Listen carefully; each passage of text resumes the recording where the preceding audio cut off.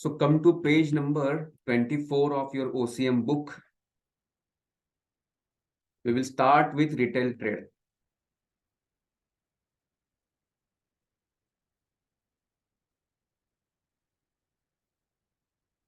Retail trade, when goods are sold relatively in small quantity to the ultimate consumer by wholesaler or distributor or dealer, is known as retail trade.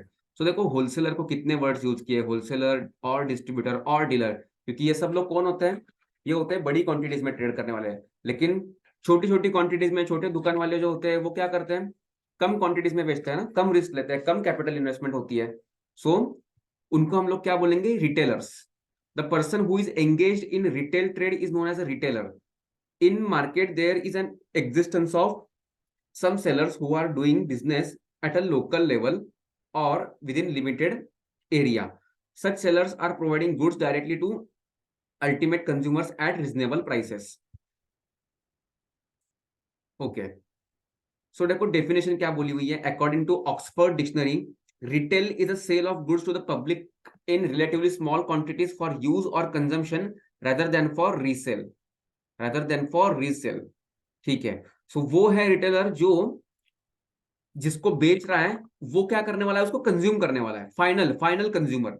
ठीक है, वो फिर से लेके उसे बेचने वाला नहीं है। जनरली रिटेलर की डेफिनेशन में ऐसा बोला गया है, ये कोई हार्ड एंड फास्ट रूल नहीं है। आप रिटेलर से परचेस करके और फिर से बेच भी सकते हो, लेकिन रिटेलर से जो लोग परचेस करते हैं उनका इंटेंशन क्या होता है, consumption. According to Williams and Stanton, retail trade includes all activities directly related to the sale of goods and services to the ultimate consumer for personal and non-business use. So ये क्या बोल रहा है, ये hard and fast rule बता रहा है, ultimate consumer for personal and non business use. Okay, so ये डेफिनेशन समझ में आ गई। रिटेल ट्रेड का मतलब है जहां पे हम लोग अल्टीमेट कंज्यूमर को बेच रहे हैं। जैसे बिस्लरी की पानी बॉटल, अभी मैं पी रहा हूँ पानी, सो आई एम कंज्यूमिंग दिस, मैं इसको फिर से लेके कहीं किसी को बेच नहीं रहा हूँ। So I am a retail consumer, और जो मुझे बेच रहा है वो है retail customer for from point of view of wholesaler, उसको हम क्या बोलेंगे, रिटेलर है वो।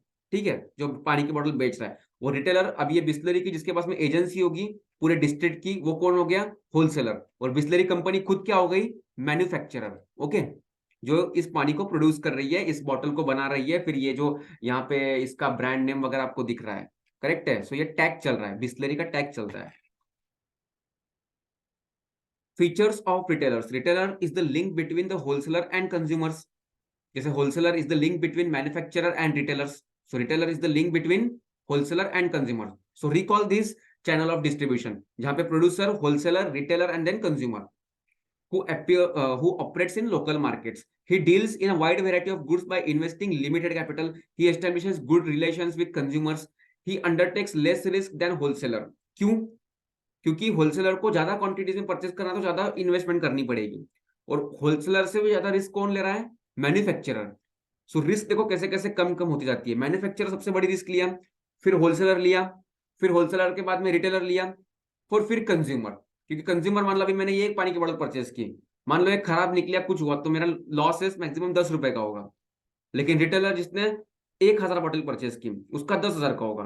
होलसेलर जिसने 1,00,000 बोतल परचेस की उसका 10 लाख का होगा। और कंपनी जिसने 1 करोड़ बोतल प्रोड्यूस की उसका 10 करोड़ का होगा। करेक्ट है।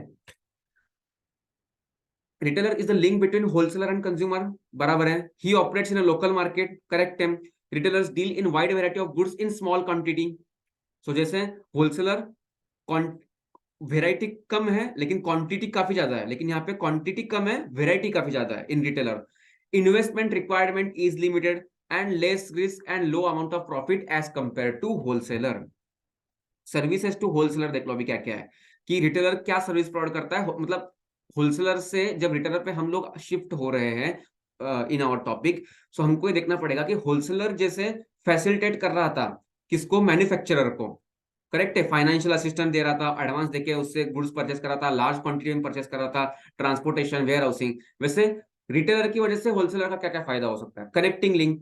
The retailer is the connecting link between wholesaler and consumer. अब होलसेलर खुद तो जाके एक एक कंज्यूमर को एक एक आइटम तो नहीं बेच सकता ना, उसके लिए रिटेलर की जरूरत है। helps to distribute, retailers help to quickly distribute goods. It becomes very important in case of perishable goods like dairy products, fruits, vegetable, pulses. सही है। सो मिल्क, मिल्क क्या है, डेयरी प्रोडक्ट ही है ना। मिल्क को अगर 24 या 72 आवर्स तक वो उसके अंदर कुछ प्रोसेसिंग करने के बाद में जब चलता है मिल्क, उतना ही उसका लाइफ है, उसके बाद में तो खराब हो जाएगा, right? Okay. Marketing. If the wholesaler is unable to carry out marketing function, retailers conduct them. Sometimes he handles transportation on his own. Sometimes he tries to solve shortages of problem or advertise for better sell. ठीक है, तो marketing हो रही है। अब जैसे retailer का कोई शॉप होगा, जैसे हम मान लो अभी फॉर एग्जांपल टेलीकम्युनिकेशन, सो जितने भी एयरटेल जियो मोबाइल्स के, अब आप देखोगे रिटेलर की शॉप में प्रोडक्ट्स तो कम और एडवर्टाइजमेंट के होर्डिंग्स और जितनी भी बाहर एड्स की गई है वो काफी ज्यादा है, करेक्ट है? तो डायरेक्टली इंपैक्ट किसके माइंड पे आता है? कंज्यूमर के माइंड पे आता है। सो वो रिटेलर से क्या कर रहा है? उस चीज को परचेस कर रहा है। So he is also helping wholesaler in marketing function and ultimately to the manufacturer company. Provide information, retailer information किसको प्रोवाइड कर रहा है? कंज्यूमर की डायरेक्ट इन्फॉर्मेशन प्रोवाइड कर रहा है होलसेलर को, कंपनी को नहीं प्रोवाइड कर रहा है। कंपनी को कौन प्रोवाइड करेगा? होलसेलर करेगा। Attract consumers, the retailers attract consumers by advertising the products. This activity directly helps the wholesaler to sell the product and create demand. So demand भी कहां से क्रिएट हो रही है? रिटेलर शॉप से हो रही है, रिटेलर कर रहा है, तभी तो फिर कंज्यूमर परचेस कर रहा है। अल्टीमेटली डिमांड तो कंज्यूमर की है, बट उसको फैसिलिटेट कौन कर रहा है? रिटेलर कर रहा है। So through personal salesmanship, retailer attracts consumers' attention towards new goods and arrivals in the market to create demand for new goods. The retailer puts new goods for window display. Okay. So window display, new goods for window display. What is it? The samples जो अपने dummy pieces वगैरह होते हैं, जिसमें आप पहले customers को दिखाते हो ये चीज आई है, ऐसा है। तो फिर सैंपल में कभी कभी फ्री गुड्स भी बांटे जाते हैं, फिर वो देखते हैं कि उसकी क्वालिटी कैसे है, अच्छा है, फिर उसके बाद में उसकी डिमांड शुरू होती है and then the whole process start. Services to consumers, regular supply of goods. अब कंज्यूमर्स को भी कोई स्टोर करके तो रखना नहीं है अपने घर के ऊपर कि मेरे को ये अगर मिला ही नहीं तो 1 महीने तक, ऐसा तो नहीं होगा। रिटेलर शॉप आज इतनी सारी है, ग्रोसरी की शॉप देख लीजिए, आज 10-10 20-20 मीटर के दूरी पे अगर जाएंगे तो हम लोगों को कुछ ना कुछ शॉप तो मिल ही जाएंगी। सो ग्रोसरी शॉप्स में क्या होता है? हजारों टाइप्स के गुड्स होते हैं स्मॉल स्मॉल क्वांटिटी में, और वो आप परचेस कर सकते हो। सो रेगुलर सप्लाई है, लोकल कन्वीनियंस है। रिटेलर को अगर होलसेलर के पास में बार बार जाना पड़ता है, बट वो एक साथ सामान लेके आता है और फिर कंज्यूमर को बेच रहा है, लेकिन यही अगर कंज्यूमर को छोटी सी छोटी चीज लेने के लिए अगर होलसेलर के पास जाना पड़े, सो कितना प्रॉब्लम हो जाएगा। सो लोकल क्या है? कन्वीनियंस हो रहा है, रिटेलर की शॉप में जाके आप परचेस कर पा रहे हो। होम डिलीवरी, बहुत से रिटेलर तो आजकल क्या करते हैं? होम डिलीवरी प्रोवाइड करते हैं। आजकल ये जो जितने भी ब्लिंकिट वगैरह है, ये क्या है? ऑनलाइन एग्रीगेटर्स है। What is mean bye aggregator? ये लोग क्या करते हैं? एग्रीगेटर का बिजनेस, जैसे जोमेटो है, स्विगी है, ब्लिंकिट है, ये लोकल शॉप्स जहां से आपको गुड्स मिल सकता है ना, उनको इन लोगों ने अपने पोर्टल पे लिस्ट कर लिया है, और आप जो भी ऑर्डर प्लेस करते हो वो वहां पे जाती है, वो पैकिंग करता है, और फिर ब्लिंकिट का या स्विगी जोमेटो का जो उनका ये होगा डिलीवरी बॉय, वो वहां से ले लेगा and he will deliver it to you. So उसकी डिलीवरी फी आपसे कलेक्ट करेंगे, 30 रुपए, 40 रुपए, 100 रुपए, जैसे भी डिस्टेंस पे डिपेंड होती है। That is their profit part, क्योंकि उतना डिलीवरी का खर्चा आता नहीं है, but they still take this money from you. So उसमें भी प्रॉफिट परसेंटेज होता है। सो इनको हम लोग बोलते हैं एग्रीगेटर्स, ठीक है? So regular supply of goods और लोकल कन्वीनियंस, होम डिलीवरी, ये 3 इंपॉर्टेंट सर्विसेज है। उसके बाद में वेराइटी ऑफ गुड्स। अगर एक चीज में अगर एक होलसेलर डील कर रहा है, तो इसे 1000 होलसेलर अलग अलग चीजों में डील कर रहे हैं, तो आप उन हजारों के पास जाकर अपनी छोटी सी चीज परचेस करें, या एक रिटेलर के पास में चले जाए जहां पे हजारों चीज है, और वहां से आपको जो चाहिए वो आप छोटी क्वांटिटी में परचेस कर सकते हो। कौन सा ऑप्शन बेटर है? It's retailer option, second option is better. So variety of goods, this is also the most important thing. Credit facilities, generally क्या होता है? रिटेलर को क्रेडिट फैसिलिटी देनी पड़ती है कस्टमर को, अपने कंज्यूमर को। सो इस महीने जो बिल हो रहा है वो अगले महीने पे होगा, सो क्रेडिट फैसिलिटी भी मिल रही है उसको। After sales service, what is mean by after sales service? अभी मान लो वॉशिंग मशीन परचेस किया आपने, इलेक्ट्रॉनिक आइटम है, परचेस करने के 1 साल में आपकी वारंटी चल रही है, उसमें 1 साल में क्या होता है कि उसमें कुछ तो प्रॉब्लम आता है। तो अब क्या है कि आप उसको रिटेलर को बोल रहे हो कि ऐसा ऐसा प्रॉब्लम आया है, तो रिटेलर अपना एक आदमी भेजेगा आपके घर पे, चेकिंग करेगा, अगर वहां से प्रॉब्लम सॉल्व हो सकता है तो ही विल डू, अगर नहीं होता है वहां से प्रॉब्लम सॉल्व तो he will take and he will send somewhere and then उसके अंदर कुछ रिपेयरिंग वगैरह होगा एंड वो आपके पास में आएगा free of cost. Because it was during the warranty period. ठीक है, सो इसको हम लोग क्या बोलते हैं, एक बार बेच तो ही। अब कुछ प्रोडक्ट्स ऐसे होते हैं जिसको बेचने के बाद भी सर्विस देनी पड़ती है। अब मुझे पानी दे दिया ये बिस्लरी, तो क्या इसके बाद में बिस्लरी कंपनी को मुझे कुछ सर्विस देनी है कि बॉटल कैसे खोलना है, पानी कैसे पीना है? नहीं। लेकिन वही अगर मैं AC, TV, electronic item purchase करता हूं तो सेल करने के बाद भी रिटेलर की कुछ रिस्पॉन्सिबिलिटी होती है आफ्टर सेल्स, इसलिए उसको बोलते हैं आफ्टर सेल्स सर्विस। ठीक है, तो उसमें देखना अभी आपको सारे ऐसे एग्जांपल मिलेंगे। Some retailers do provide after sale service to consumer for durable products such as laptops, mobile, television sets, music system, refrigerator etcetera at cheapest rates. और मान लो 1 साल के बाद आपके वारंटी पीरियड में से भी बाहर निकल गया, और फिर अब क्या होगा, आपको चार्जेस लगेंगे, उसके ज्यादा लगेंगे मे बी, जो पहले नहीं, पहले लगते थे या काफी कम लगते थे उससे। So still this will be considered as after sales service. Such services create confidence in the minds of customers for further purchases. तो मान लो आपने परचेस तो कर लिया फ्रिज, और उसके बाद में अभी वो चल ही नहीं रहा है और रिटेलर बोल रहा है मैं कुछ नहीं करूंगा इसका, तो फिर तो आपका पैसा तो डूब गया। सो इसलिए after sale service most important है, इसको तो फर्स्ट लाइन में रखना चाहिए था। Then information.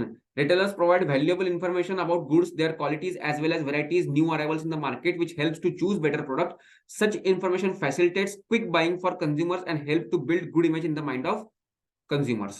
So information provide हम होलसेलर को तो कर ही रहे about the demand which is running, but जब कोई न्यू अराइवल्स वेराइटीज हैं, सो कंज्यूमर को तो चाहिए कि भाई हम लोग चॉइस करें, डिफरेंट डिफरेंट चॉइसेस अवेलेबल होनी चाहिए, और उसके बाद ही वो परचेस करेगा। So he is also providing that information to his consumers. So types of retailers देखो हम लोगों ने पढ़ा था, itinerant retailers and fixed shop retailers, जिसमें hawkers, peddlers, street traders, cheap jacks और मार्केट ट्रेडर्स, इन सबको आप अभी इनके 3-3, 4-4 लाइन में आप पढ़ोगे कि इनका एक्चुअल मीनिंग क्या होता है, और उसमें से कोई भी आपको एग्जाम में पूछ लिया जा सकता है, what is cheap jacks, then what you will write in exam. Then fixed shop retailers, जिसमें आप लोगों को general store, second hand goods shop, authorised dealers और स्पेशलिटी शॉप्स होती है। कुछ कुछ आपने पढ़ा होगा वन प्राइस शॉप, उस दुकान में हर चीज 100 रुपीज की है, आप कुछ भी ले लो, everything is for 100। And large scale fix retailers, ये कौन है, डिपार्टमेंटल स्टोर्स है, सुपरमार्केट स्टोर्स है, चेन स्टोर्स है, वन प्राइस शॉप्स है और मॉल्स है। ठीक है, देखो वन प्राइस शॉप यहाँ पे आ गया, one price shops. Itinerant retailers are those retailers who do not have fixed place or fixed shop for their business. Hawkers, गाड़ी वाले। Hawkers are one of the oldest types of retailers. They move from one place to another place, carrying goods in hand cart, moving from the city or place anywhere where they can sell easily. They require limited capital. They move on street by shouting loudly or announcing the name and prices of the goods. They deal in seasonal vegetables, fruits, some other items like household cheap articles, bangles, clips. So welcome picture का scene याद आ रहा है, आलू ले लो, बैंगन ले लो का, कांदे ले लो का, सॉरी। सो वो क्या था, नाना पाटेकर जो उसके अंदर रोल कर रहा था उस पर्टिकुलर पार्ट के लिए, दैट वाज हॉकर। ठीक है, तो समझ में आ गया who are hawkers. Peddlers, peddlers are the oldest form of retailers. Peddlers are those who carry goods on their head in baskets or container. They deal in low quality goods of day-to-day use on cash basis, such as vegetable, fruit, fish, utensils, soaps. So जो cart में लेके एक जगह से दूसरी जगह move in कर रहे हैं और अपना माल बेच रहे हैं, वो हॉकर्स है। जो सर पे लेके, ठीक है, पेडलर्स जो अपना गुड स्टोर कर रहे हैं, जो होती है ना कुछ तो उनके पास में बुट्टी पार्टी कुछ तो होती है, उसके अंदर वो सामान भरते हैं और फिर उसको लेके घूम रहे होते हैं और फिर बेच रहे होते हैं, सो वो पेडलर्स है। Then street traders, these retailers do their business on footpaths of busy street of cities and towns. They prefer crowded places like marketplaces, bus stop, railway station, school, colleges. Mumbai में काफी जगह पे है street traders. They set up temporary stalls on roadside. They sell items like handbags, ready-made garments, toys, electronic goods. Their prices of goods are reasonable. They do not change their place of business frequently. So जैसे street पे जो footpath पे जो दुकान है, तो उसकी उसकी हो गई अब वो जो भी हफ्ता दे रहा है पुलिस वाले को या जो भी जैसे भी सिस्टम लगा के रखा है, अब वो वहीं पे अपना धंधा करेगा। करेक्ट है। जैसे पेडलर और हॉकर का क्या होता है, आज यहाँ है तो कल वहां है तो और कहीं है तीसरे दिन, लेकिन उनका स्ट्रीट ट्रेडर्स का ऐसा नहीं है, उनका शॉप वहां पे फिक्स्ड है। हाँ, जब भी कभी अतिक्रमण वगैरह की कुछ चीजें ऐसी होती है तो उनका शॉप हटाया जाता है, कुछ किया जाता है, फिर से वो लोग अपना शॉप लगाते हैं। तो मुंबई में तो ये चलते ही रहता है। Cheap jacks. Cheap jacks have independent shops having temporary setups. They keep changing places of their business depending upon responses they get from consumers. Cheap jacks have a fixed shop for a particular period. They deal in variety of goods like cutlery, crockery, socks, shampoo. The quality of good is inferior. What is mean by inferior? एक होता है inferior, एक होता है superior. अब आप अगर कभी मुंबई घूमने आओगे ना, सो बांद्रा में लिंकिंग रोड है सॉरी. सो वहां पे आपको बिल्कुल जैसे आपके गुड्स, आप जैसे कंपनी के होते हैं, प्यूमा कंपनी का शूज होगा, वैसा का वैसा ही आपको शूज वहां पे मिल जाएगा. 500 550 में इजीली मिल जाएगा. लेकिन वो क्या होता है, एकदम इंफीरियर क्वालिटी का होता है. 3 महीने के अंदर, 4 महीने के अंदर वो शूज अपनी औकात दिखा देगा. करेक्ट है. और जो कंपनी का होता है वो 3-4 साल भी आप पहनोगे तो भी खराब नहीं होगा. सो दैट इज डिफरेंस दो चीजों में. So that is inferior. एक होता है सुपीरियर, जो कंपनी का ब्रांड है, क्वालिटी है, ड्यूरेबिलिटी है, जो हम लोगों ने सबसे पहले पढ़ा था, सबसे फर्स्ट चैप्टर में याद करो, कस्टमर के लिए क्वालिटी ऑफ सर्विस. सो उसमें हम लोगों ने क्या क्या पढ़ा था, ड्यूरेबिलिटी, प्यूरिटी. सही है. सो उसको यहाँ पे लिंक करो. Then market traders open their shops on market days on different places on fixed days. Usually many villages and town have some day of week known as a market day. On that day, various retailers come and set their temporary shops at the particular village or town. They deal in various goods like vegetable, pulses, fruits, toys, spices, ready-made garments, dairy utensils. It is also called as a weekly market. So जो weekly market लगता है, जिसमें generally तो ये सब्जियों वाला ही market लगता है, उसमें फिर आपको बहुत से अलग अलग चीजें बेचने वाले लोग भी उसको ज्वाइन कर लेते हैं. सो वो मार्केट ट्रेडर्स होते हैं. वो कौन होते हैं, वीक में एक बार 2 बार जो मार्केट लगता है, किसी के टाउन में, मान लो होम टाउन में गुरुवार को लगता होगा, किसी के शनिवार को होगा, किसी के रविवार को लगता होगा. जो भी दिन होगा उस दिन वो मार्केट लगता है. तो उसमें काफी सारी रश हो जाती है, काफी. और सुबह 7, 7:30, 8 बजे से शुरू हो जाता है और 2 बजे तक वो मार्केट खत्म भी हो जाता है. Then fixed shop retailers. चलो, फिक्स शॉप रिटेलर्स नाम पढ़ने से तो मालूम पड़ रहा है कि किसी की कोई फिक्स प्लेस है जहां पे वो बिजनेस कर रहा है. ओके, वो उसको बार बार अपने बिजनेस को मूव इन मूव आउट करने की जरूरत नहीं है एक जगह से दूसरी जगह पे, उसकी फिक्स प्लेस है. They can further be classified into small scale fix retailer and large scale fix retailer. Small scale fix retailer को देखो, the retailers who conduct their business operations on a small scale and deal in a variety of goods are small scale shop retailers. They offer shopping convenience to customers as they are situated in the same locality. General store, medical store, laundry. ये कौन है, small scale retailer है. ठीक है. Types of small scale fixed retailers. General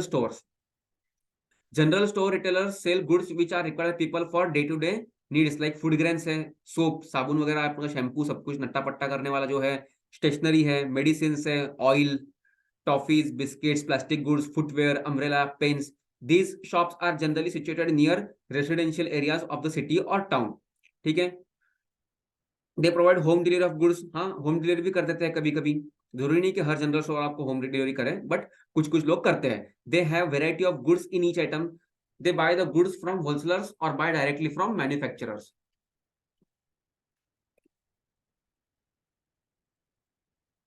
generally जो food grains वाले हैं वो किससे बाय करेंगे, अर्तिया एजेंट से. समझ रहे हो. अब सोप, स्टेशनरी वाले किससे बाय करेंगे. अब स्टेशनरी की शॉप है आपके होम टाउन में, तो क्या वो कैमलिन के पास में, कंपनी के पास में जाके बोलेगा कि मेरे को 10 बुक्स दो, नहीं ना. वो किससे बाय करेगा, होलसेलर से. सो ये डिपेंड करता है कि उसका बिजनेस का टाइप कैसा है.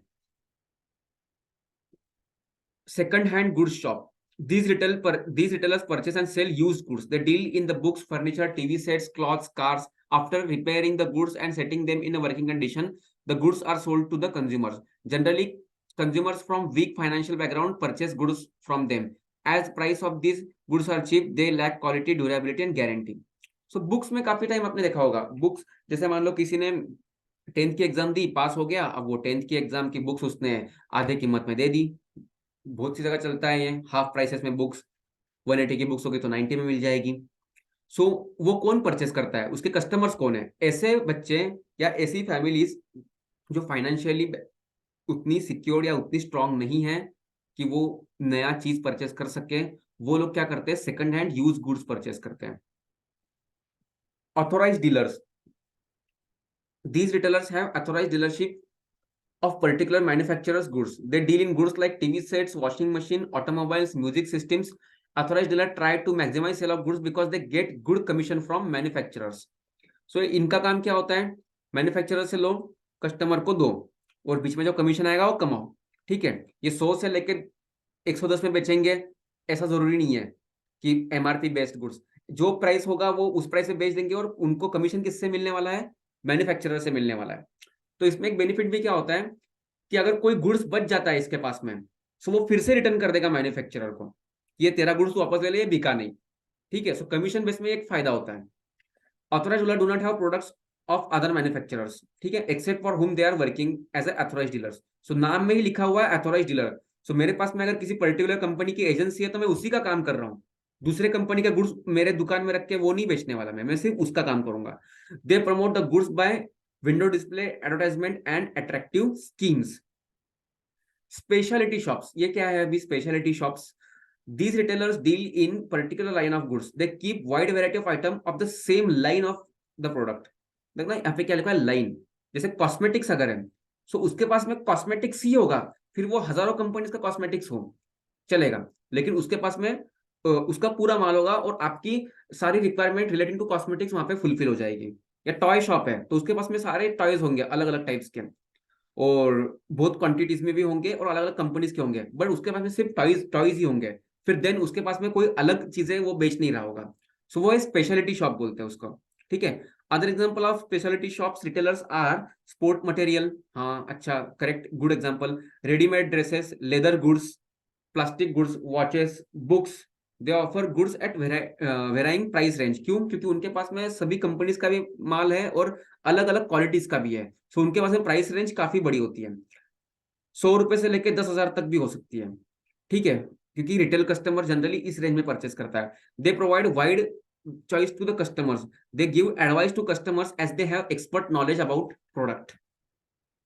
फिर है large scale fixed retailers, the retailers who conduct their business operations on a large scale by investing huge capital, selling variety of quality of goods are large scale shop retailers. These retailers have come into picture because of urbanization. They these are fixed shop located at different locations of the cities. ठीक है, types of large scale retailers देखो, departmental stores, क्या लिखा है, a departmental store is a large scale retail shop having different departments under one roof, each section deals in particular type of goods, all the departments are organized and managed by one management. It sell large variety of goods, food, toys, dresses. Example shoppers stop, DMart. क्या है ये? डीमार्ट में गए हो कभी? सो वहां पे आप देखोगे वन रूफ में आपको सब कुछ मिल जाएगा। सो वो कौन है? डीमार्ट में जनरली रिटेलिंग हो रही है। डीमार्ट खरीदी किससे कर रहा है ये इंपॉर्टेंट अभी हमारे लिए है, वो बेच किसको रहा है ये इंपॉर्टेंट है। करेक्ट है। सो डीमार्ट में हम जैसे रिटेलर कस्टमर्स जा रहे हैं, ठीक है, एक चीज परचेस करने जाते हैं, प्राइसेस देखते हैं, 10 चीजें खरीदी करके लेके आते हैं, बजट बनाते हैं कि नहीं भाई मेरे को सिर्फ ये 5,000 की खरीदी करनी है, कुछ ज्यादा करना नहीं है, 15,000 का बिल बना के आ जाते हैं।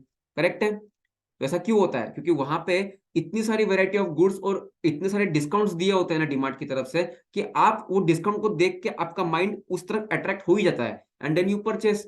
तो 500 का खरीदी करने गए थे, 5,000 का खरीदी करके आ गए, शॉपर स्टॉप हो गया। सो डिपार्टमेंटल स्टोर्स है। कभी कभी क्या होता है, कुछ कंपनीज के होते हैं, जैसे मान लो एक कंपनी जो ये फूड्स में एंड सोप में डील कर रही है, तो वो सिर्फ अपने ही कंपनी का मटेरियल बाकी किसी कंपनी का नहीं रखेगी, ओनली फॉर दैट कंपनीज के प्रोडक्शन को रिटेल लेवल पे बेच रही होती है, ऐसे भी स्टोर्स होते हैं। करेक्ट है। So according to James Stephenson, a big store engage in retail trade of variety of articles under same roof। बड़ी अच्छी डेफिनेशन है। According to GB Gills, a departmental store is a collection of shops under one roof and ownership, each shop or department specializing in selling a special range of goods। ठीक है। Features of departmental stores, shopping convenience है, of course shopping convenience है, centralise management है। Correct है, वहां पे जो भी हो रहा है, जितना भी परचेस हो रहा है सेंट्रली मैनेज हो रहा है, वाइड वेराइटी ऑफ गुड्स है। तो एक चीज अगर परचेस करने जाओगे तो उसकी आपको 10 कंपनीज वहां पे मिल जाएगी, फिर 10 अलग अलग रेंज आपको मिल जाएगी, आपको चॉइसेस करने के लिए काफी सारे गुड्स मिल जाएंगे। इसलिए तो आप जब जाते हो ऐसे स्टोर्स में, सो 10-15 मिनट में काम नहीं होता है, वहां जाने के बाद 1.5-2 घंटा कहाँ चला जाए आपको मालूम नहीं पड़ता, बिकॉज इतनी वेराइटी ऑफ गुड्स भी है। स्पेशलाइजेशन है, each department section deals in separate line of product और गुड्स विद स्पेशलाइज सर्विसेज, जैसे इलेक्ट्रॉनिक है, किचन है। सो आप वहां पे जाओगे, अगर मैगी लेने के लिए आप जा रहे हो तो फिर आपको मालूम पड़ेगा वहां पे सब खाने पीने की चीजें है, फिर देन उस पूरी रो में वही होगा। फिर सेकंड साइड में, पार्टीशन के सेकंड साइड में इलेक्ट्रॉनिक आइटम होगा, फिर कोई और आइटम होगा। सो ऐसा बिल्कुल एक डिपार्टमेंटलाइज कर दिया है। Central location, departmental store prefer central place of city, so the location becomes easy for customers to access. So जिस भी सिटी में उनको खोलना है वो शॉप या अपना डिपार्टमेंटल स्टोर, सेंट्रल लोकेशन पे खोलेंगे तो सभी कस्टमर्स को आने के लिए इजी रहेगा। अगर ईस्ट में खोल देंगे और वेस्ट वालों को आने में तकलीफ हो रही है, तो फिर क्या होगा, डिमांड वेस्ट में ज्यादा होगी, तो वहां पे फिर एक नया खोलना पड़ेगा। But if you operate in central, then east and west दोनों को आसान रहेगा। करेक्ट है। और अगर वेस्ट और ईस्ट दोनों में भी डिमांड तूफान है, सो वहां पे भी अलग अलग डिपार्टमेंटल स्टोर्स खुल सकते हैं ताकि दोनों की डिमांड सेटिस्फाई हो जाए। Huge capital, departmental store requires large capital investment. This capital is required for spacious place, storing of variety of goods, salary to staff, advertisement and electricity, etc. Okay, no credit facility. Departmental stores work on cash basis or they accept credit cards but do not offer credit facility. So आप डिमार्ट में जाके ये नहीं बोल सकते कि 15-20 दिन बाद पैसा आके दे दूंगा, आज दूंगा, कल दे दूंगा, ऐसा नहीं होता है वहां पे।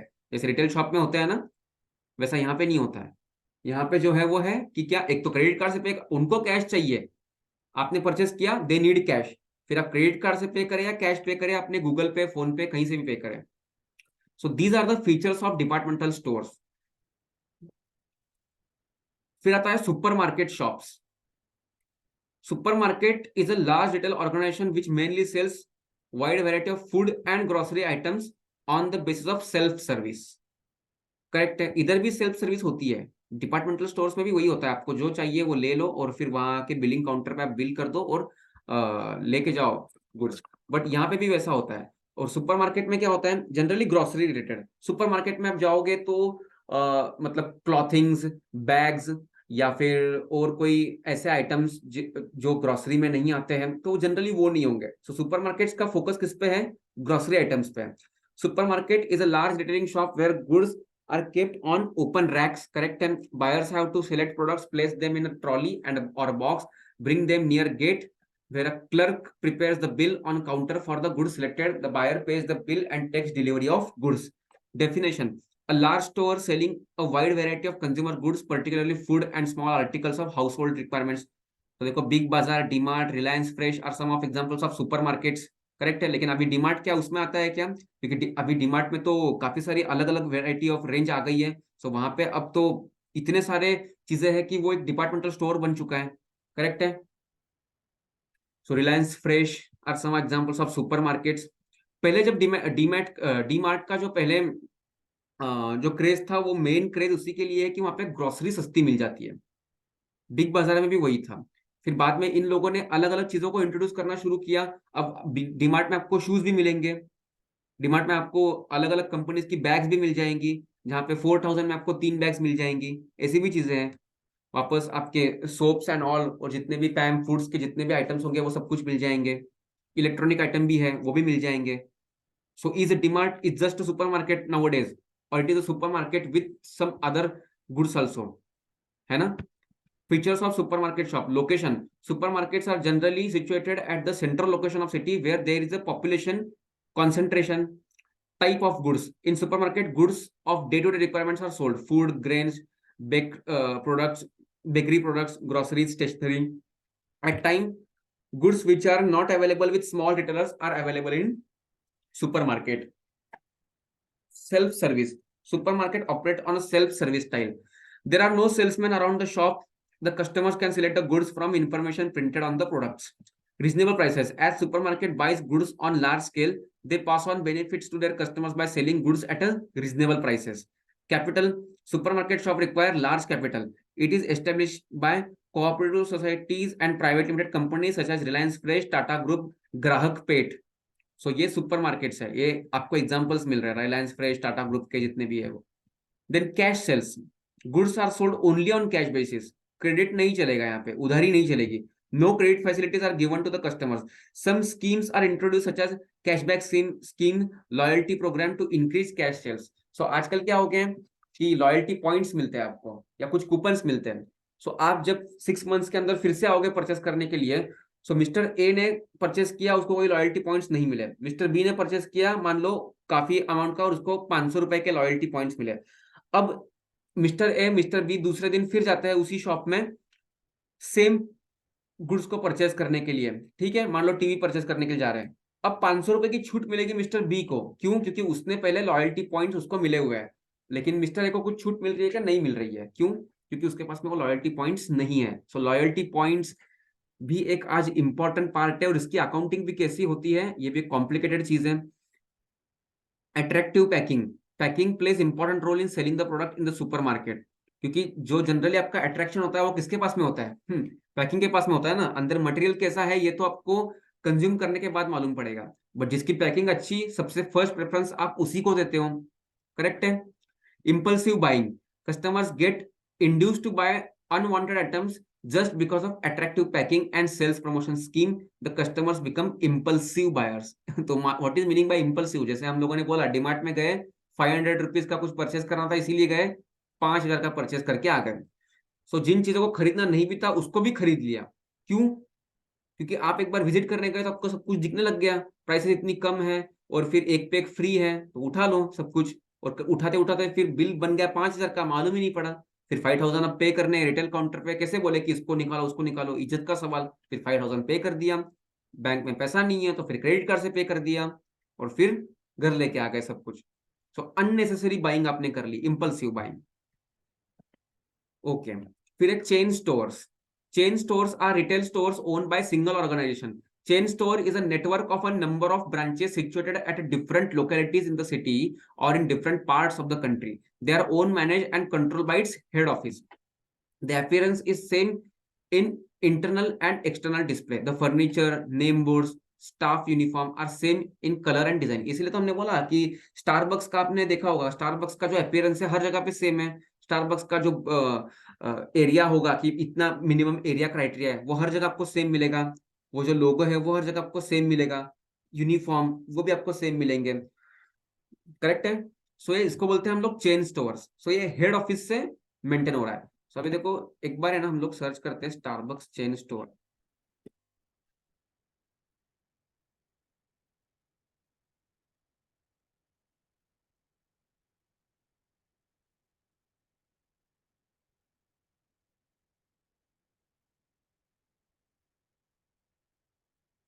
ओके, ये देखिए ये इमेज, ये जो आपको इमेज दिख रही है, ऐसी ही इमेज आपको हर जगह पे मिलेगी।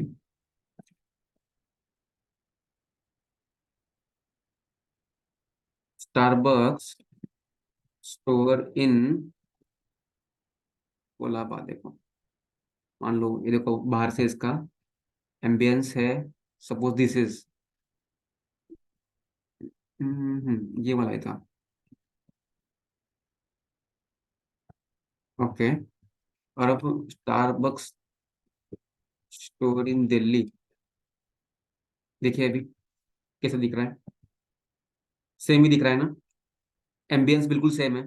सो इन लोगों का जो इंटेंशन होता है हर जगह पे सेम, कि ब्रांड जो है वो दूर से मालूम पड़ जाए कि हाँ ये स्टारबक्स की कॉफी है। करेक्ट है।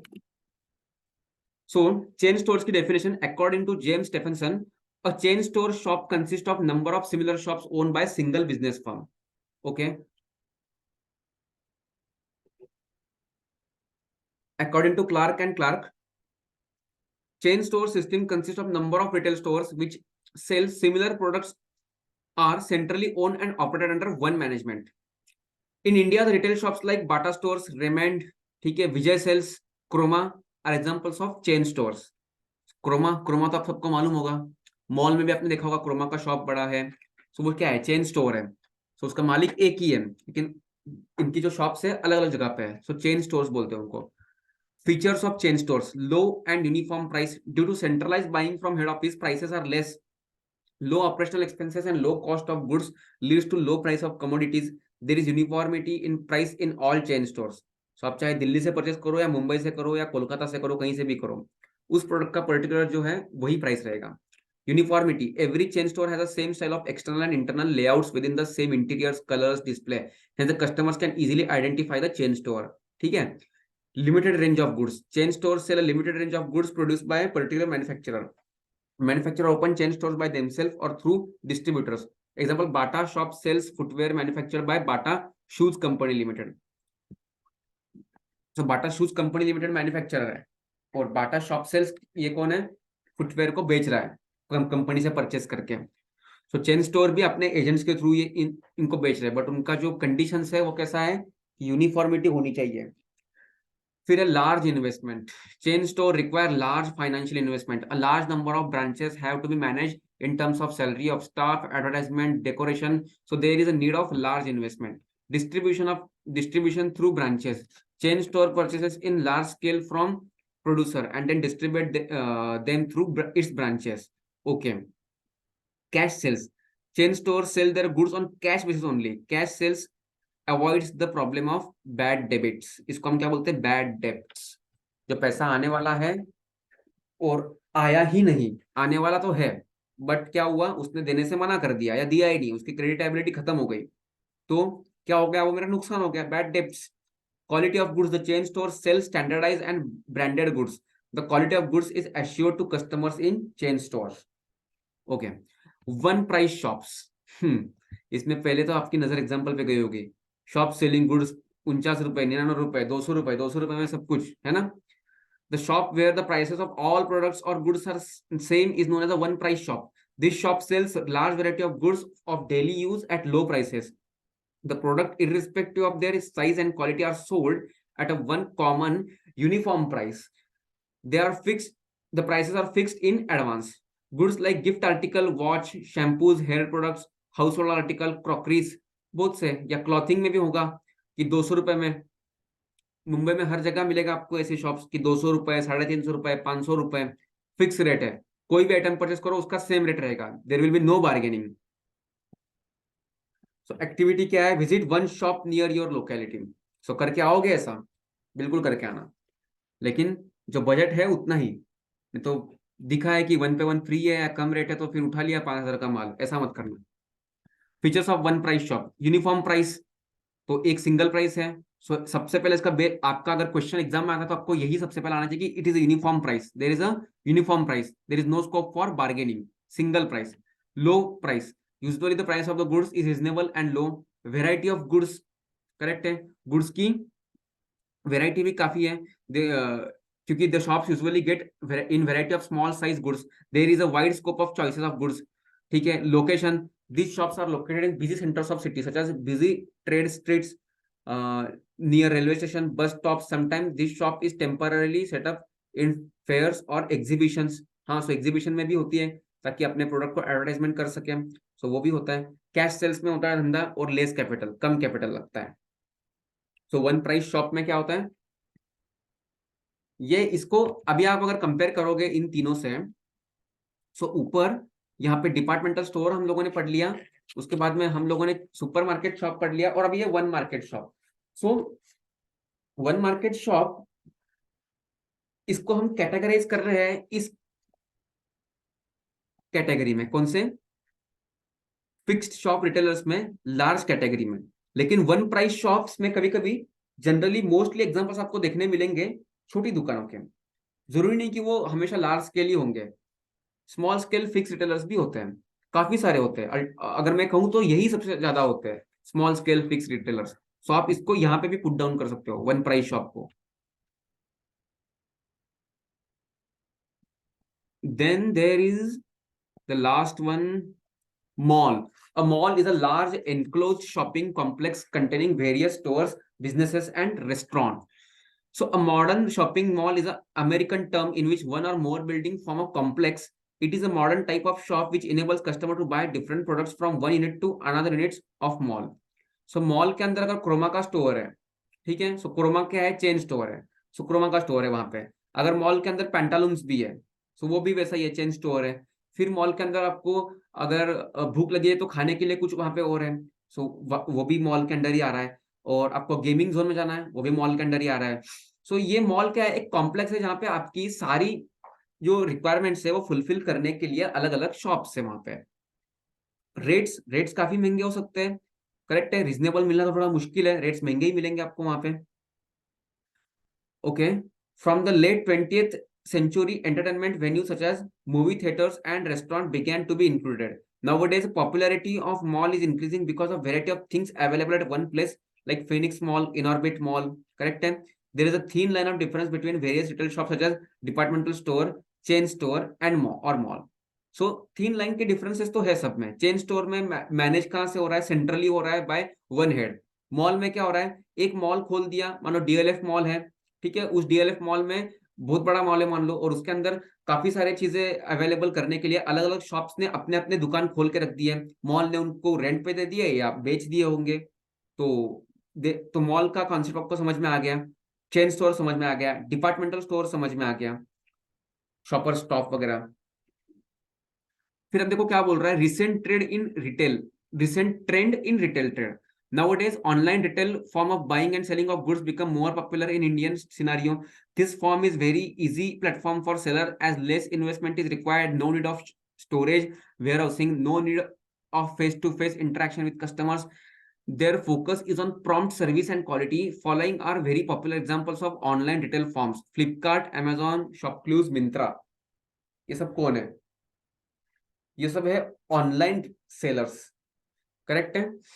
सो फ्लिपकार्ट और अमेजॉन, इनको गुड्स बेचना पड़ता है। तो क्या फ्लिपकार्ट अमेजॉन के पास में अपने वेयर हाउसेस नहीं होंगे? काफी बड़े बड़े वेयर हाउसेस होंगे इनके।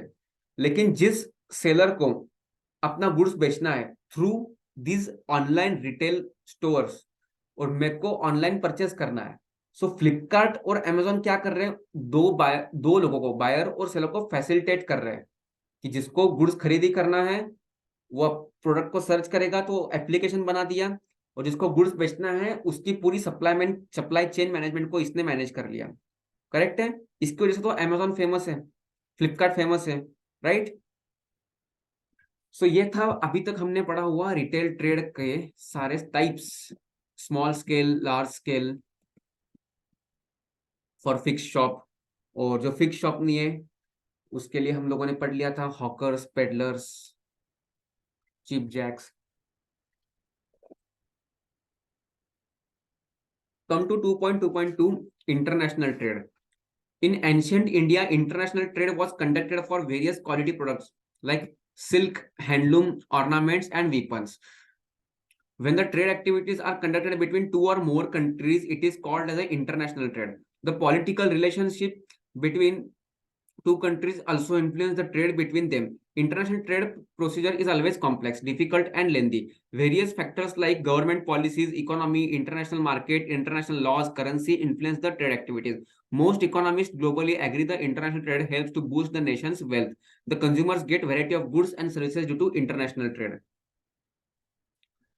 ओके अब देखो इंटरनेशनल ट्रेड में क्या क्या आता है, एक्सपोर्ट ट्रेड, फिर है इंपोर्ट ट्रेड, फिर एंट्रीपोर्ट ट्रेड या री एक्सपोर्ट जो हम लोगों ने पढ़ा था। अब देखना export trade also export trade refers to sale of goods and services to foreign country.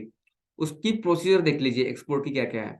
ये प्रोसीजर समझ के आपको एक आइडिया आ जाएगा, but you will not become exporter, क्योंकि प्रैक्टिकली प्रोसीजर काफी बड़ी है, काफी अलग है, और इतना आसान नहीं है कि टारगेट स्काउटिंग करना कि हमारे कस्टमर्स कौन होंगे, हमको किसको माल बेचना है। अगर गुड्स को एक्सपोर्ट करना है टू अदर कंट्रीज तो वहां का कौन कस्टमर होगा जो हमसे माल परचेस करेगा और फिर वहां पे बेचेगा।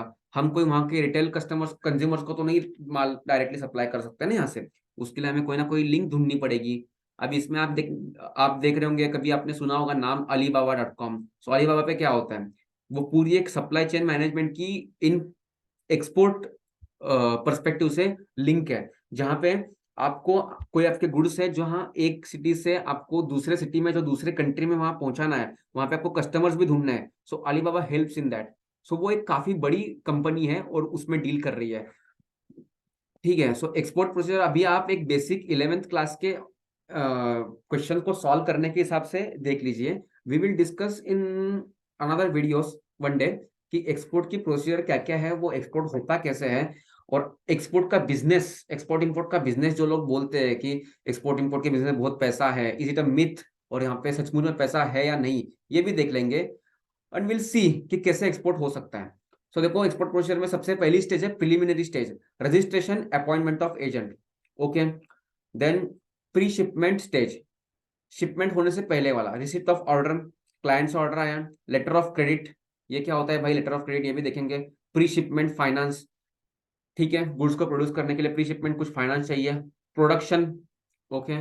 पैकेजिंग, ईसीजीसी कवर, ये what is this ECGC, export credit and guarantee corporation, वो भी देख लेंगे। जीएसटी फॉर्मेलिटीज है, मराइन इंश्योरेंस है, सी एंड एफ एजेंट्स है।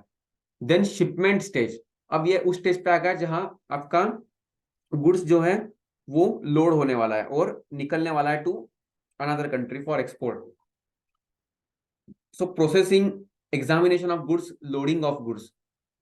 Then post shipment stage, shipment advice, presentation of document, realisation of incentives and follow up. So चार category में पूरे एक्सपोर्ट प्रोसीजर को इन्होंने डिवाइड किया है। The first one is preliminary stage, pre shipment stage, shipment stage, post shipment stage. So एक याद रख लोगे प्रीलिमिनरी स्टेज, उसके बाद में सिर्फ शिपमेंट। सो शिपमेंट के पहले, शिपमेंट के वक्त और शिपमेंट के बाद। What is mean by this shipment, मतलब व्हाट इज शिपमेंट, इसका एग्जैक्ट मीनिंग। सो शिपमेंट का मतलब होता है जैसे आप कोई प्रोडक्ट को परचेस करते हो और वो आपके घर तक आ रहा है, सो वो पूरी प्रोसेस जो है ट्रांसपोर्ट में लोड होके गाड़ी में आ रहा है, फिर वहां से आपके लोकल ट्रांसपोर्ट के पास में आएगा, फिर वहां से आपको आपके घर तक माल आएगा, इसको हम लोग क्या बोलते हैं, शिपमेंट बोलते हैं। Export procedure, preliminary stage, registration. The exporter has to get himself registered with various authorities as follows. Directorate General of Foreign Trade to obtain import export certificate number. In short, import export का licence निकालना है। So क्या करना पड़ेगा, DGFT, directorate general of foreign trade, यहां से आपको licence लेना पड़ेगा, आपको एक आईईसी नंबर मिलेगा। फिर income tax authority to obtain permanent account number. अब पैन नंबर तो होगा ही, ऑलमोस्ट सबके होते हैं, नहीं होगा तो वहां से लेना पड़ेगा PAN number. Other export, other authority like EPC, export promotion council and GST authority. So सारी गवर्नमेंट की अथॉरिटीज है जहां से आपको लाइसेंस वगैरह सब कुछ लेना है और फिर आपका बिजनेस शुरू होगा। सो ये प्रीलिमिनरी स्टेज में सबसे पहला है registration. Appointment of agent, after registration the exporter appoints agent और sales representative abroad to book orders. The exporter may also open sales office in foreign country. So मैं यहाँ बैठा हूँ, ऑफिस खोल दिया है फॉरेन कंट्री में, यूएस में खोल दिया है मान लो ऑफिस, और वहां से जब डिमांड आएगी तो यहाँ से गुड्स को प्रोड्यूस करके सप्लाई कर देंगे। So appointment of agent, so agent foreign country में भी अपॉइंट किया जा सकता है। देन प्री शिपमेंट स्टेज, वो है receipt of order. As soon as order is received the exporter must verify and confirm the order. The exporter checks on restriction on import on importers country. The exporter checks on restriction on import in importers country. सो भाई importer की country, मैं तो export कर रहा हूँ लेकिन importer की country में अगर वो गुड्स को रेस्ट्रिक्ट करके रखा है, वो इंपोर्ट नहीं कर सकता, तो क्या मैं उस चीज को बेचूंगा, बेच ही नहीं पाऊंगा ना। अगर मैं फिर भी उस चीज को जबरदस्ती बेचता हूँ, वो बेचने की कोशिश करता हूँ, तो क्या मुझे पेमेंट आएगा, मैं किसी के ऊपर केस कर पाऊंगा अगर मुझे पेमेंट मिला ही नहीं तो। So exporter checks on restriction on import in importer's country. So सबसे पहले ये चीज है कि जिस कंट्री में आप गुड्स को एक्सपोर्ट कर रहे हो वहां पे वो कंट्री का लॉ उस चीज को इंपोर्ट करने की परमिशन दे रहा है क्या। जैसे चाइना से माल इंडिया में आ रहा है, बट अभी बीच में अगर कोई रेस्ट्रिक्शन लग गए थे कि इस क्वालिटी का माल अगर चाइना से आ रहा है तो वो इसी प्राइस पे आएगा, इसके नीचे नहीं आएगा। 1 लाख की चीज चाइना 20,000 में इंडिया में दे रहा है, तो इंडियन प्रोड्यूसर्स तो मर गए और चाइना से माल आके यहाँ पे लोग खरीदी कर रहे हैं सस्ते में। तो उस चाइना माल को खत्म करने के लिए, उस चाइना माल का पूरा बैकबोन तोड़ने के लिए हम लोग क्या करते हैं, कभी कभी उस पर बैन डाल देते हैं, रेस्ट्रिक्शन डाल देते हैं। बैन बोलना गलत है, रेस्ट्रिक्शंस डाल देते हैं उसके ऊपर कि ये चीज नहीं आएगी, या ये चीज आएगी तो इस प्राइस पे आएगी, नहीं तो नहीं आएगी। Letter of credit, the exporter request importer to issue letter of credit in his favour. अब हु इज एक्सपोर्टर, तो चलो पहले एक बार बताओ मुझे, एक्सपोर्टर कौन है। एक्सपोर्टर है वो जो गुड्स को अपने देश से दूसरे देश में बेच रहा है। सो इंपोर्टर कौन है, वो जो दूसरे देश में बैठा हुआ है ना, जो अपने देश का गुड्स परचेस कर रहा है, एक्सपोर्टर के देश का गुड्स, वो है इंपोर्टर। सो मिस्टर ए जो इंडिया में बैठा है और यूएस में एक्सपोर्ट कर रहा है मिस्टर बी को, तो mister A is exporter, mister B is importer. So mister A को ये देखना पड़ेगा कि मिस्टर बी के कंट्री में उस गुड्स के ऊपर कोई रेस्ट्रिक्शन नहीं है, ठीक है। फिर उसके बाद में लेटर ऑफ क्रेडिट, क्यों, मान लो अभी क्या होगा, ये मिस्टर ए है, ठीक है, और ये क्या कर रहा है, एक्सपोर्ट टू मिस्टर बी। अब मिस्टर बी जो है ना पेमेंट करेगा, राइट, लेकिन मिस्टर बी ने अगर पेमेंट नहीं किया तो क्या होगा, तो फिर इसका हो जाएगा नुकसान। तो ये क्या करता है, व्हाट एक्सपोर्टर, एक्सपोर्टर क्या बोलता है कि मुझे क्या चाहिए, एक्सपोर्टर है ये, needs LC, letter of credit. Okay, तो letter of credit, the receipt of letter of credit from importer's bank will clear the foreign exchange and other restrictions. So ये बोलता है मिस्टर बी कि तू तेरी बैंक को बोल कि तेरी बैंक मुझे पैसा देगी इतने इतने दिन बाद इतना इतना, मेरे नाम पे उसको चेक डालने को बोला, मेरे नाम पे उसको एक लेटर ऑफ क्रेडिट देने को बोल, तो ही फिर मैं तेरे को ये माल बेचूंगा। करेक्ट है? क्यों? क्योंकि अगर मिस्टर बी की नीयत खराब हो गई, उसने पैसा दिया ही नहीं है, इसका लॉस हो गया, तो मिस्टर ए का भी तो लॉस हो जाएगा। तो इसीलिए सबसे इंपॉर्टेंट है, देश में अगर है अपने तो हम लोग उसको जाके कहीं ढूंढ सकते हैं। सेम सिटी में होगा तो भी आजकल ढूंढना मुश्किल हो गया है, but still we can do. But foreign में किसी को तुमने गुड्स बेचा तो वो कैसे आप लोग उसको ट्रैक कर पाओगे? So LC is most important. Pre shipment finance, the exporter obtains pre shipment finance from his banker to meet working capital requirements. Production of goods, the exporter has to produce goods at buyer's need. If the exporter is not a manufacturer, then he will get the order goods from local supplier. Okay, so production of goods, the exporter has to produce goods as per buyer's needs. So buyer बोल रहा है कि मुझे इस quality का good चाहिए, मुझे चाहिए पेन ड्राइव, और वो पेन ड्राइव की कैपेसिटी इतनी होनी चाहिए, और वो अच्छा ही कंपनी का होना चाहिए, मुझे खराब कंपनी का नहीं चाहिए। सो उसकी डिमांड के हिसाब से मुझे फिर प्रोड्यूस करना पड़ेगा, प्रोक्योर करना पड़ेगा और फिर देना पड़ेगा।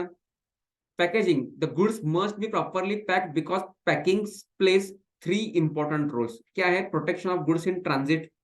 सो अगर ट्रांजिट में कुछ गुड्स के साथ में होता है तो गुड्स प्रोटेक्टेड रहे। Preservation of quality of goods, goods की क्वालिटी बनी रहे, quality, durability, purity. Production of goods, promotion of goods, sorry, ताकि जब पैकिंग आप देखते हो तो पैकिंग को देख के तो आप आधे अट्रैक्ट हो जाते हो उस गुड्स के पास में। ECGC cover, what is ECGC? Export credit and guarantee corporation. ये किसकी ऑर्गेनाइजेशन है? ये गवर्नमेंट ऑफ इंडिया की ऑर्गेनाइजेशन है, कंपनी है। इसका काम क्या है? देखो, आपने इंश्योरेंस कंपनी सुना है, बहुत सी इंश्योरेंस कंपनीज हैं, उनका काम क्या होता है? आपसे प्रीमियम लेती है, बट वो करती क्या है? जब आपका डेथ होता है, अगर पर्सनल आपने लाइफ इंश्योरेंस लिया है, तो आपकी फैमिली को वो क्या देती है? क्लेम देती है। या आपका अगर जनरल इंश्योरेंस है, आपने बाइक का इंश्योरेंस लिया और बाइक का एक्सीडेंट हो गया, तो आपको क्या करेगा? वो कंपनी क्या देगी आपको? उसका पैसा देगी जितना नुकसान हुआ है आपका। सो वैसे ही सेम टू सेम यहाँ पे भी है कि आपने एक्सपोर्ट किया है माल दूसरे देश में, करेक्ट है? पहले वाला केस क्या था कि बाहर के देश ने मेरे को अगर माल बेचा है तो मेरे से लेटर ऑफ क्रेडिट मांगेगा वो, तो जैसे मैं अगर बेच रहा हूं तो मैं भी उससे एलसी मांगूंगा उसके देश की। लेकिन मेरे को मेरे देश से भी तो कुछ हेल्प चाहिए, कि अगर सामने वाले ने पैसा दिया ही नहीं तो कोई ना कोई तो होना चाहिए जो मुझे पैसा दे। तो वो कौन है? ECGC. The exporter may obtain cover from ECGC. Such cover protects exporter against credit risk. If the importer fails to make payment of the bill, exporter can be covered from ECGC to the extent of 90% of the loss। 90% of the loss, loss जो हुआ है उसका 90% बोला है क्या? 90% of the revenue बोला है या 90% ऑफ द कॉस्ट बोला है? 90% of the loss. GST formalities, the exporter needs to complete GST formalities regarding export trade. So अभी जीएसटी में तो काफी डिटेल में है, एलयूटी, लेटर ऑफ अंडरटेकिंग, ठीक है, बॉन्ड। तो जीएसटी अगर मैं एक्सपोर्ट कर रहा हूं तो गवर्नमेंट बोलती है अच्छा काम कर रहे हो तो हम आपको जीएसटी नहीं लगाएंगे। तो उसमें भी 2 तरीके हैं, या तो आप एक्सपोर्ट करते वक्त जीएसटी मत लगाओ, गुड्स को बेच दो आप, या तो फिर आप जीएसटी, या तो फिर आप जो अपने परचेसेस पे आपने इनपुट टैक्स पे किया हुआ है उसका क्रेडिट ले लो। सो ये आगे पढ़ेंगे, या अभी आपको 11th में इतना नहीं ध्यान में आएगा कि what is this input tax and everything, धीरे धीरे पढ़ेंगे इसको। Marine insurance, the exporter has to obtain marine insurance under CIF, cost insurance and freight. इसको भी मार्क कर लो, मोस्ट इंपॉर्टेंट, आगे आपको काम आएगा ये। इनडायरेक्ट टैक्सेशन में जब आप सीए में पढ़ोगे तो आपको वहां पे ये काफी हेल्प करेगा। He has to pay necessary insurance premium and obtain insurance policy. So क्या होता है? The exporter has to obtain marine insurance under CIF, cost insurance freight. So cost insurance मतलब क्या?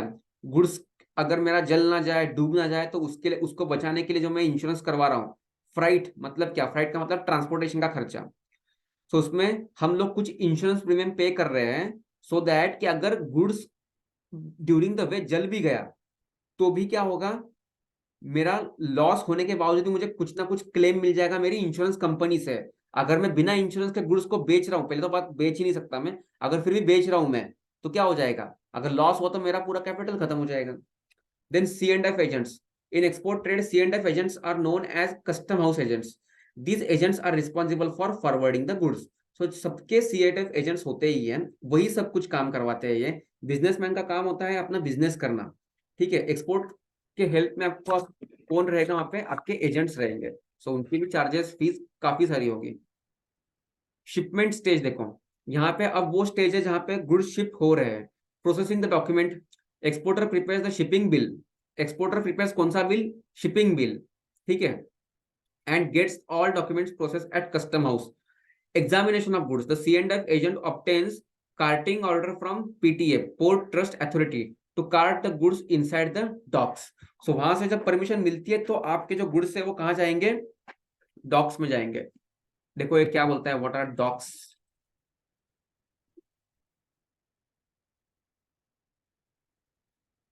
ये देखो, ये जो रखे हुए हैं ना, यहाँ पे माल स्टोर हुआ है, तो ये कैसे हुआ, इन डॉक्स में। यहाँ पे अथॉरिटी मिलती है कि आप यहाँ पे अभी रख सकते हो गुड्स। और फिर उसके बाद क्या होता है, loading of goods. So after examining the goods, custom examiner issues let export order. ये लेट कौन सा है, एलईटी, लेट, लेट्स गो हम बोलते हैं ना, चलो जाते हैं, वैसे चलो एक्सपोर्ट होने दो, let export order. The C and F agent then obtains let ship order. तो देखो दो ऑर्डर है, एक लेट एक्सपोर्ट जो कौन दे रहा है, कस्टम एग्जामिनर जो एग्जामिन कर रहा है गुड्स को। आपके पेपर जो एग्जामिन करता है वो कौन है, एग्जामिनर है, राइट। वैसे गुड्स को जो वहां पे एग्जामिन कर रहा है, देख रहा है कि कहीं सही वही तो है, या कोई कोई चोरी और कोई सोना वेना एक्सपोर्ट कर रहे हैं इलीगली, कोई चीज जा रहा है, ऐसा तो नहीं हो रहा है। तो हर चीज को एग्जामिन कौन करेगा, कस्टम्स एग्जामिनर। वो क्या बोलेंगे, let export, then C and F agent let ship order from custom preventive officer, CPO. The goods are then loaded on the ship for which a METS receipt is obtained. The C&F agent approaches shipping companies and obtain bill of lading. The C&F agent approaches shipping companies.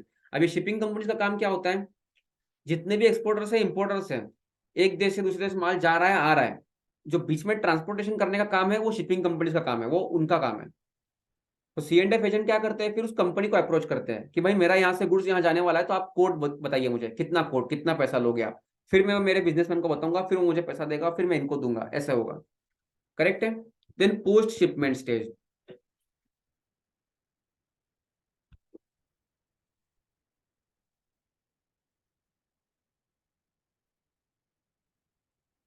the exporter sends shipment advice to importer informing him about dispatch of goods.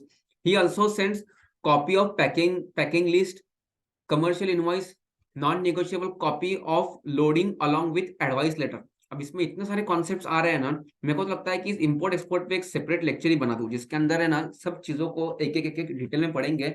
इन्वेस्टोपेडिया से, इन्वेस्टोपेडिया के ऊपर काफी सारी information होती है, and those students who want to explore the finance world in future, 11th 12th के बाद में आपका फ्यूचर क्या है, आप क्या करना चाहते हो, तो तब आपको अगर प्रिपेयर करना है तो अभी से आप लोग गूगल करना शुरू कर दो अबाउट फाइनेंस, फाइनेंशियल कंसेप्ट्स। और इसके लिए एक इंपॉर्टेंट और मस्त वेबसाइट है इन्वेस्टोपेडिया। इन्वेस्टोपेडिया के ऊपर काफी सारे आर्टिकल्स हैं, आप कुछ भी चीज को सर्च करोगे, शेयर मार्केट होने दो, बॉन्ड हो, मनी मार्केट हो, कोई भी मार्केट हो, सब चीजों की इंफॉर्मेशन आपको वहां पे मिल जाएगी, whether it is insurance and whether it is export, everything you will get there. Correct है। सो आप उसको रेफर करो, that will help you. Shipment advice, post shipment stage में देखो, exporter send shipment advice to the importer informing about dispatch of goods. He also sends copy of packaging list, जिसके अंदर लिखा होता है क्या क्या गुड्स है। अब एक्सपोर्टर जनरली क्या होता है, अभी एक एक्सपोर्टर सिंगल पर्सन नहीं होता है, उस एक्सपोर्टर की एक कंपनी है जो क्या कर रहा है, छोटे छोटे एक्सपोर्टर्स जो है ना उनसे ले रहा है और फिर खुद खुद एक्सपोर्ट कर रहा है, जो बड़े लेवल पे अप्रोच कर रहा है। वो किसी से परचेस नहीं कर रहा है ज्यादा के, वो एक्सपोर्टर्स का ही माल बेच रहा है इन the name of, in on his name, क्योंकि वो खुद बड़ा एक्सपोर्टर है। ठीक है। और छोटे छोटे एक्सपोर्टर्स क्या करते हैं, उसको अप्रोच करते हैं कि तुम भी हमारा ये जो गुड्स है वहां पे एक्सपोर्ट करवा दो प्लीज। तो वो जो एक्सपोर्टर है वो क्या करता है, पैकेजिंग लिस्ट, उसका जो एजेंट है, ये सब एजेंट काम कर रहा है, याद रखना, मालिक काम नहीं कर रहा है, ये सब काम एजेंट कर रहा है। तो वो क्या करता है, पैकिंग लिस्ट बनाता है। पैकिंग लिस्ट में क्या क्या होता है, शिप में जितने भी गुड्स है उनकी काफी बड़ी लंबी छोटी पैकिंग लिस्ट बनती है, कमर्शियल इनवॉइसेस बनते हैं, non negotiable copy of leading बनती है।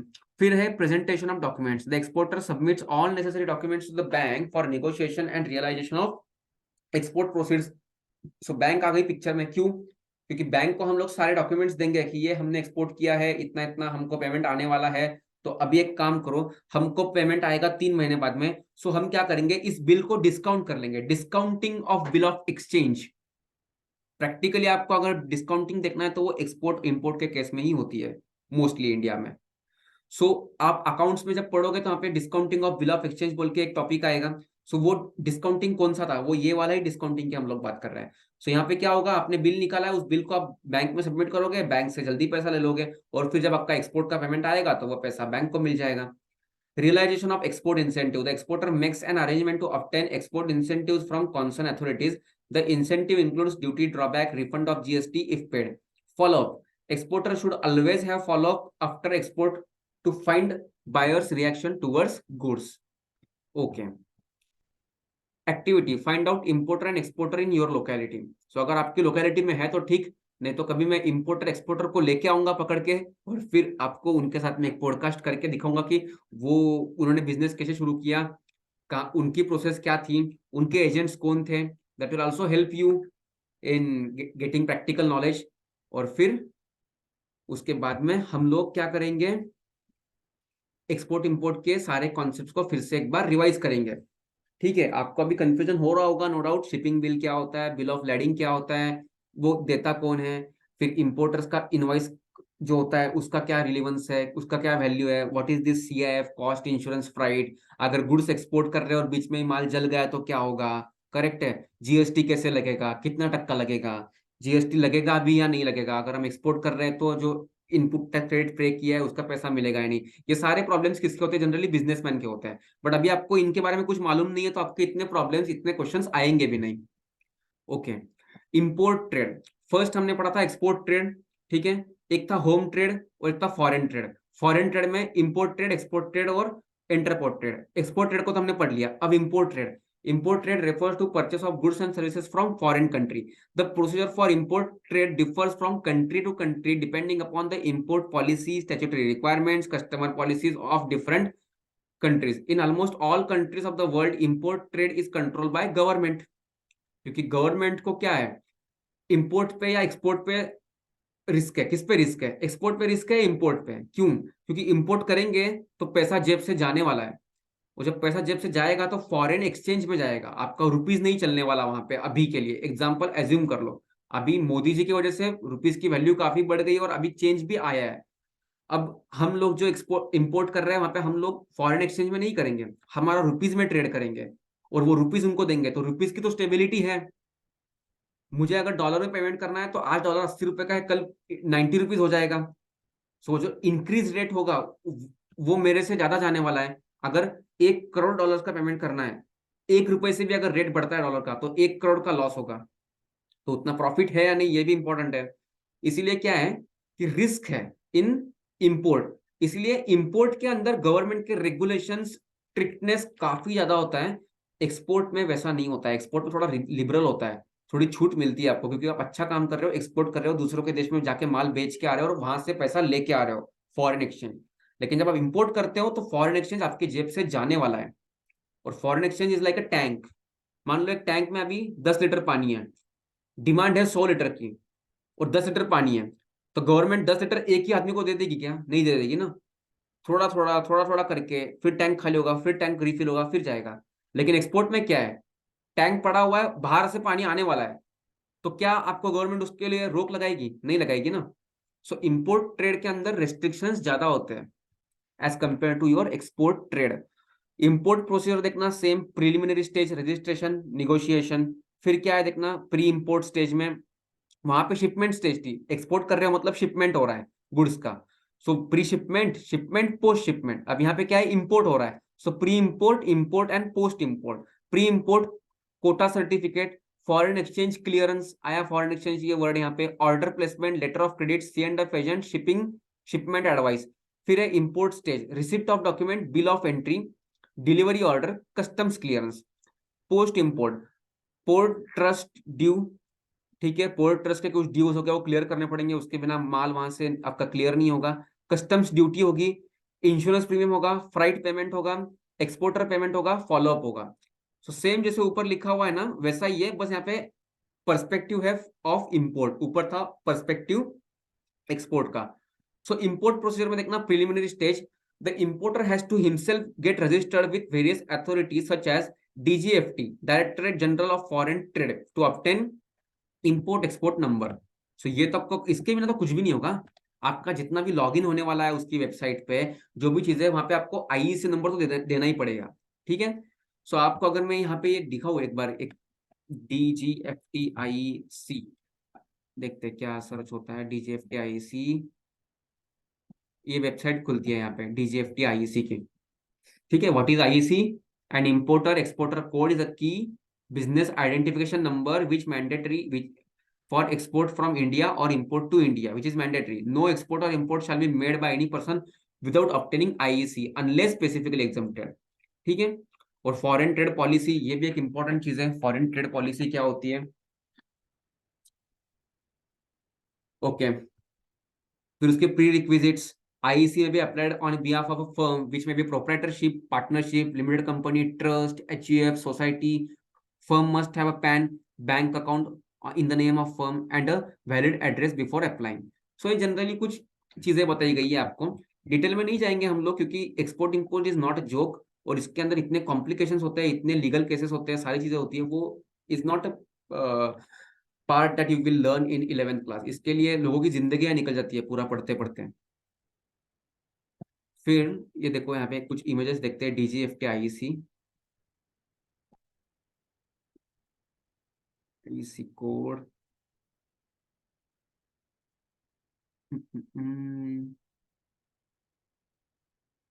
देखो ये एबीसी ट्रेडिंग कंपनी, उसका एड्रेस दिया गया है, और फिर उसका IEC code ABCFA 1234K IEC number है। ऐसा एग्जाम्पल जनरली दिया गया है आपको। सो जितने भी कॉन्सेप्ट आपको मालूम पड़ते हैं उनको गूगल कर लिया करो, आज गूगल बड़ा आसान है। ठीक है, आपके पास में मोबाइल भी है, गूगल कर लो, आप देख लो। आपको जितनी भी चीजें आप वहां से नॉलेज ले सकते हो, आप देखो। कुछ चीजें आपको नहीं समझ में आती है, देन कमेंट पूछो मुझसे, then we will discuss together. Income tax authority to obtain permanent account number. So what is PAN? Permanent account number. ठीक है। Formalities regarding GST, negotiation, the importer must hold negotiations with overseas suppliers regarding price of goods, delivery schedule, credit period, terms and condition related to sale, payment and delivery. So price सबसे important तो यही है, price क्या होगी। अगर मैं एक से ही प्राइस पूछ के उससे ले लूंगा, और मान लो दूसरे से अगर मैं इंक्वायरी करता तो मेरे को 20% कम मिल जाता, तो क्या मैंने सही काम किया? नहीं किया। So prices of goods, delivery schedule, credit period, जो भी जितनी भी बेसिक रिक्वायरमेंट्स है, बेसिक चीजें आपको निगोशिएट करनी है। So this is a part of a preliminary import stage. फिर होता है pre import quota certificate. Certain items are subjected to quota restrictions, कि आप कितना ला सकते हो। ठीक है, उसकी लिस्ट देख लेंगे एक बार कि कौन कौन से आइटम्स पे कोटा रेस्ट्रिक्शंस है। The importer needs to obtain import quota certificate from government authorities, क्योंकि क्या है, इंपोर्ट गवर्नमेंट आपको इतनी आसानी से कुछ भी करने नहीं दे देगी।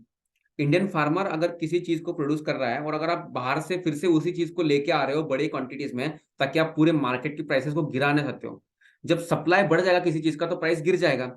आप बाहर से उस चीज को सस्ते में लेके आ रहे हो और यहाँ पे बेच रहे हो, और यहाँ का जो इंडियन फार्मर है वो बेचारा मर रहा है, तो क्या गवर्नमेंट आपको अलाउ करेगी ये करने के लिए? नहीं करेगी ना। तो हमें कुछ ना कुछ कोटा, कुछ ना कुछ रेस्ट्रिक्शंस होते हैं इस सब चीजों के। सो कोटा सर्टिफिकेट लेना। Foreign exchange clearance, the importer needs to obtain foreign exchange clearance from RBI. The importer should forward the application for the same through his bank. ठीक है। सो बैंक इसमें आपकी काफी हेल्प करती है, इसके लिए आपको बड़े चक्कर लगाने पड़ते हैं बैंक में फॉरेन एक्सचेंज क्लियरेंस के लिए। Order placement, after obtaining foreign exchange clearance from RBI the importer places an order with the overseas suppliers. This order is called as indent. इसको क्या बोलते हैं, देखो इसको अंडरलाइन कर लो, this order is called as indent. The importer negotiates the terms and conditions of import contract and places the order.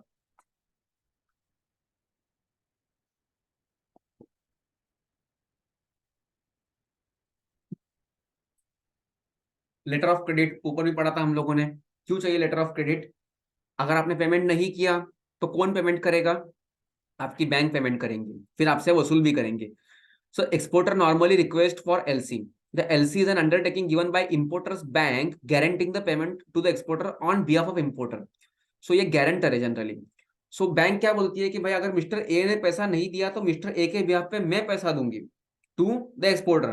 तो exporter क्या हो गया, खुश कि भाई चलो अपने को गारंटी तो मिल गई, लेकिन फिर बैंक की रिस्पॉन्सिबिलिटी, बैंक के लिए रिस्पॉन्सिबल कौन है पैसा देने के लिए, that mister A. So the LC is the safest method of payment in foreign trade. Therefore, the importer has to obtain LC from his bank in favor of exporter. Clearing and forwarding agent, इसको हम क्या बोलते हैं, C&F generally बोल देते हैं। The importer has to appoint C&F agents to undertake various custom formalities and documentation work in respect of import of goods, क्योंकि जब भी import होता है ना तो उसके अंदर डॉक्यूमेंटेशन काफी ज्यादा होता है, और वो करना किसी आम आदमी की बात तो है नहीं। जो उसके अंदर पूरा मुड़ चुका है ना कस्टम एजेंट्स, उन्हीं से वो हो सकता है। Shipment advice. The shipment advice enables the importer to make necessary arrangement for custom clearance and unloading of goods sent by the exporter. ठीक है, so shipment advice, ये क्यों, इसका इंपॉर्टेंस क्या है, to make necessary arrangement for custom clearance and unloading of goods. So वहां से जब शिपमेंट एडवाइस आपको मिल जाएगी तो आप फिर यहाँ पे एक भी डॉक्यूमेंट अगर नहीं मिलता है ना ठीक से, तो प्रॉब्लम क्या होता है कि आपकी प्रोसीजर कंप्लीट नहीं होती है। करेक्ट है या